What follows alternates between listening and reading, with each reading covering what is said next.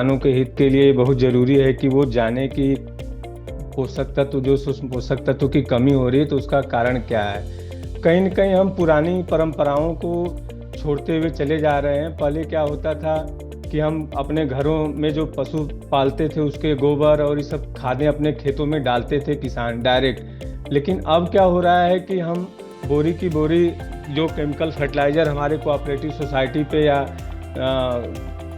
दुकानदार अपने लोकल के मिलते हैं वहीं हम खरीद करके डाल देते हैं। उसमें भी हम सूक्ष्म पोषक तत्व के लिए कोई भी खाद उर्वरक हम नहीं डालते हैं। उसका सबसे बड़ा कारण यह है कि किसानों के पास जानकारी नहीं है। कमी की सबसे बड़ा कारण एक तो जानकारी, दूसरी चीज़ उनके पास जो है ये साधन नहीं पता है कि हम कैसे क्या डालें। तो इसमें हम किसानों को यही कहना चाहेंगे कि सबसे पहले आप टोटल पोषक तत्वों के लिए, चाहे बोरान के लिए, जिंक के लिए, कैल्शियम के लिए, मैग्नीशियम के लिए, नाइट्रोजन, फास्फोरस के लिए जो खाद हमारे बाज़ार में उपलब्ध हैं, कंपनी के द्वारा, रजिस्टर्ड कंपनी के द्वारा बनाए जा रहे हैं, उसको किसान भाई अपने खेतों में यूज करें।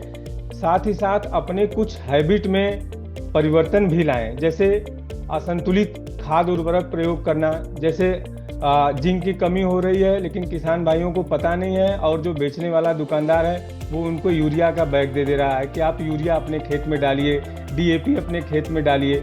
लेकिन ऐसा नहीं है। सूक्ष्म पोषक तत्व या हमारे प्राथमिक पोषक तत्व, द्वितीयक पोषक तत्व जो भी हैं, जिन पोषक तत्वों की कमी है उस पोषक तत्व से संबंधित खाद उर्वरक ही खेत में डालने से उनको पता चल पाता है।